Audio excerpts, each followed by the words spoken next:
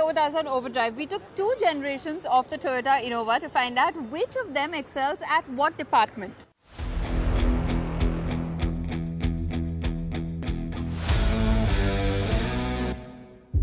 The Toyota Crysta and various generations of the Toyota Innova in their respective times were the vehicles of choice for touring in our country. They were the quintessential workhorses, so to say. Of course, things got a little fancy with the Innova Crysta, but it was an instant hit, not just in the fleet segment, but also with the private buyers. Like its predecessors, it had a reliable and robust engine. It also came with tons of space and excellent comfort. It had a balanced ride quality as well. That is what made it so likable. Now, there's a new Innova. It's still called an Innova, but it uses a completely different formula. Instead of a diesel, this one has a petrol hybrid.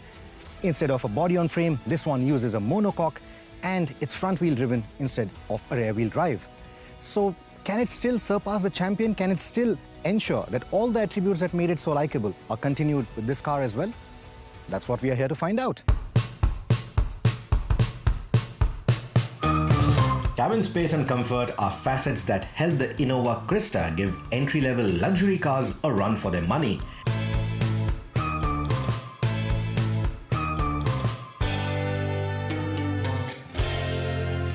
And the Hycross pushes that envelope further. While the headroom and the legroom remain comparable to the Crysta in terms of pure measurements, the ventilated front seats and the Ottoman-style rear seats with electrical adjustments make the seating experience plusher than the Crysta. Ingress and egress into the third row aren't as easy as the Crysta though, but the third row in itself is more comfortable, making the Hycross the better cabin to be in.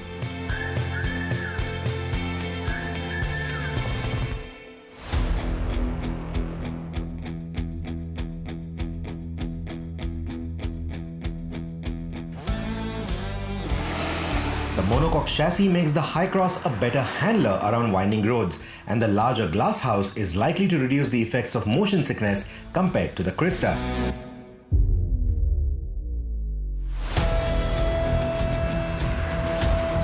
It's also the easier car to maneuver in traffic and city environment, has a more commanding view of the road like an SUV, and the slow speed ride is cushier in the Hycross than the Crysta.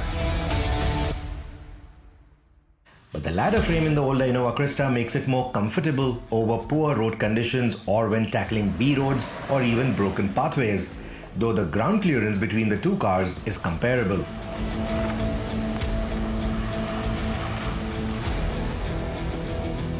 The Crysta also feels more solid at highway speeds than the Hycross, which tends to wallow and bob if you aren't running a full house. Speaking of it, both cars have plenty of boot space for a family of 4. And though the boot aperture width and the loading lip height are comparable between the two, the Hycross edges ahead with its flat folding split third row. Long distance journeys with all the 3 rows occupied though leave hardly any room for luggage.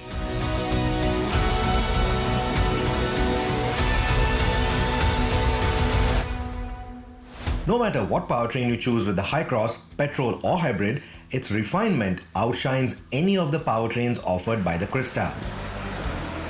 But like the ride quality, even the fuel economy is a mixed bag. Yet again, the Hycross hybrid shines in the city with a phenomenal economy. We saw over 23 km to a litre consistently thanks to the battery assistance, which almost works like an EV at city speeds. On the highway though, the Crysta's diesel powertrain raked better fuel economy figures, but only marginally.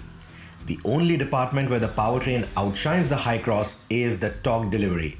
But the torque fill offered by the Hycross's hybrid variant leaves very little room for complaint.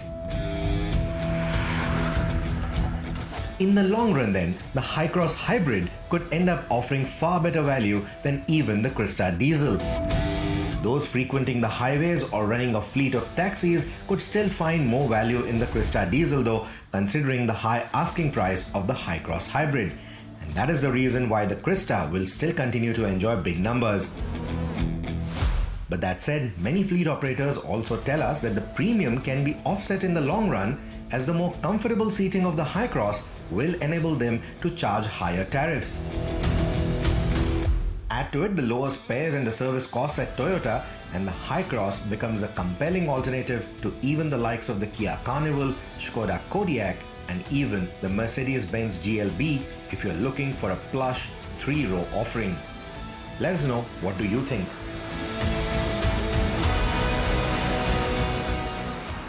Time to head into our final break here on the show, but coming up on the other side, we tell you what's new in the Audi Q3 Sportback. Stay with us, you're watching Overdrive.